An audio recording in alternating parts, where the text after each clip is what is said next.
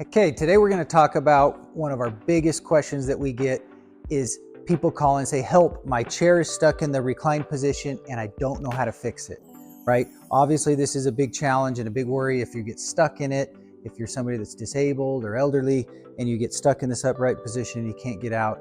Now we got to know how to fix it. Let me show you the basic components of a chair. Really, it's quite simple. This chair has 4 components because it has a power headrest. But in a lot of chairs, you're only gonna have 3 components because you don't have the power headrest. So I'll show you this, explain the other way so that you can really understand. So the first thing we're gonna look at is this is a power supply. So the power supply is gonna have this green light. A lot of times people think, oh, I have a green light, I'm good to go, I have plenty of power. Not always the case. Sometimes you'll have this green light even though you don't have sufficient power. It needs to be sending 28, 29 volts. And even though you're sending maybe 3 or 4 volts, it'll still show green, but that doesn't mean it's good. So in this case, we're gonna say, okay, I have a green light, I'm good. Let me show you what happens. So this power supply is gonna come from the back, from your wall outlet, and it's gonna come into what we call a base motor. This is the base motor. The base motor, in this case, has 2 connections. One is this 2-prong connection, right? A big fat one on the top, a little skinny round one on the bottom. And we are just gonna plug our power supply in. And then you'll notice right here, I have a 5-pin connection. Well, on this same button control, we have another one here. Here you'll just see that the cover, we have removed the cover. So that's how you need to remove it to install it. It has 2 different connections because, like I said, it has a power headrest and it has a power recline. So the primary is this green one, and you'll see this one is secondary. The primary is your base motor. It's this guy here. So you're gonna take your 5-prong and you're gonna plug it right in.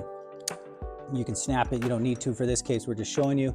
And then like I said, you have a power headrest, also has a 5-prong connection, and we're gonna plug it in and put it right there. So this now is what you have inside the chair.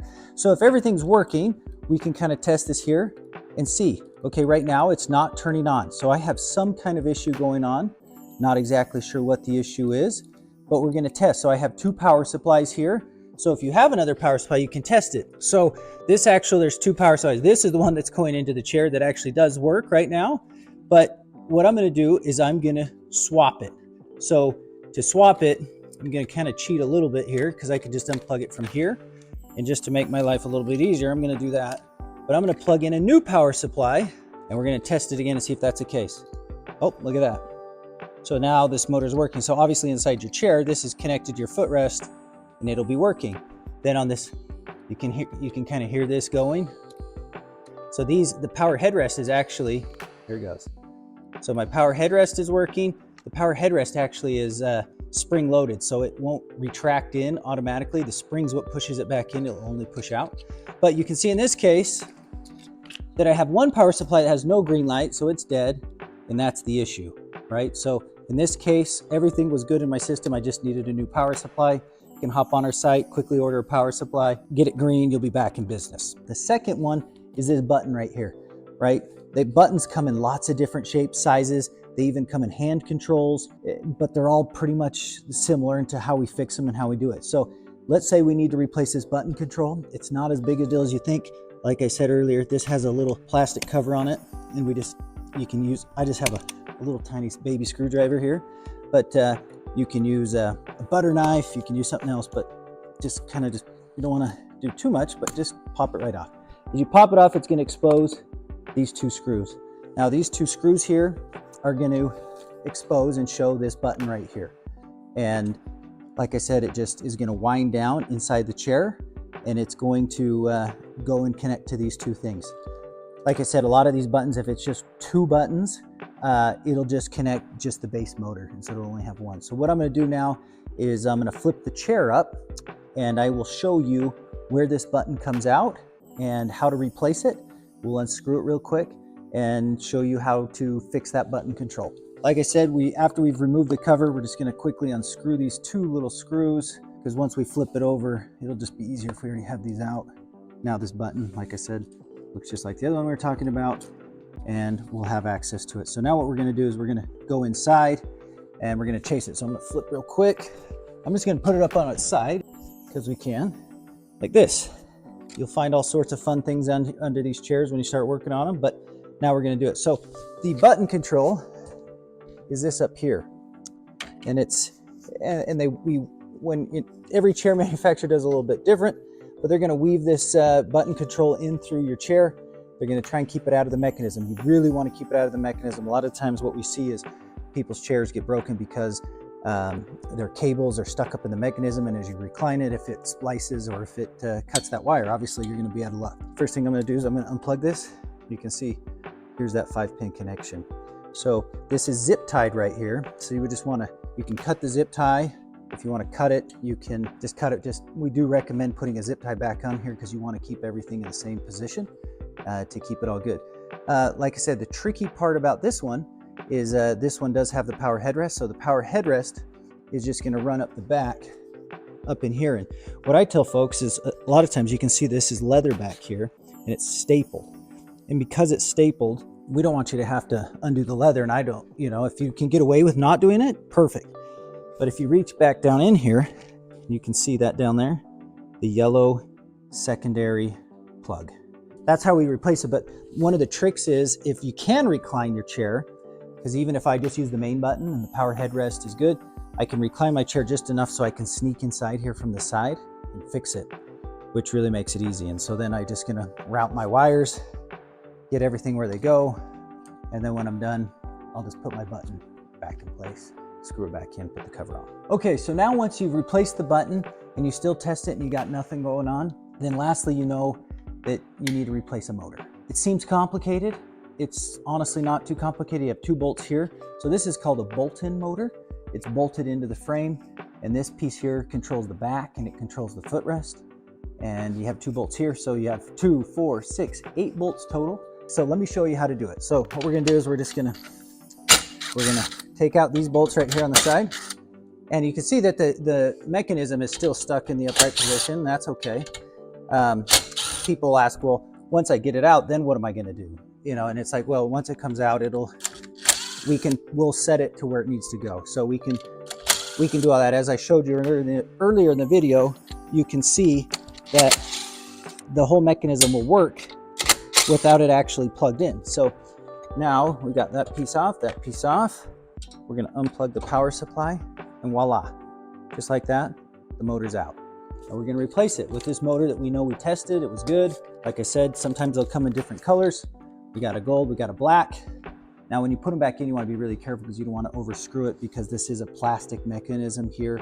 And so I also have a socket wrench as well. The size that I'm using is a 7/16 socket. Now you want to measure your screws and see what yours is. Use what size that you have. One thing that is important to note is on these ones, if you have this particular chair, if you order the correct motor, the exact same screws that you use to take out the motor will be the same screws you want to use to put it back in. Just use the same ones, so as you're taking it out, make note of which ones they are that you're using, and then figure that out. Now, you also want to keep the direction of the motor that you're taking out as you took it out. So the motor is on this side of the chair, and I'm actually going to put these ones in first, these screws, because then I can hold it in and then I can line up the mechanism. And I can even plug it in to the power to make sure that I have it. So I'm just going to do this easy, not crazy. And then I'll hand tighten it with the socket just so that I make sure that I don't over tighten it. But just to get it started and keep it in place so that I don't have to hold it, that's how I do it. So like I said, I just kind of go there, and then same 7/16. I'm just going to go in and tighten this guy down. Again, you don't want to over tighten it. You do want to make sure it's snug, but you don't want to over tighten it because, again, like I said, it is plastic and you'll strip it out. Okay, so now we're back in. One of the things that, like I told you earlier, is if you can't, once you get this down, you can kind of push that back down together and you'll see it comes back in. So like I said, if you don't, you don't have the motor, you're waiting for it in the mail or whatever, you can lean the chair back up. Once you get that motor out, it'll sit there. It's totally safe. It's not going anywhere. Obviously the mechanism is not going to work, but you can still use it as a place to sit.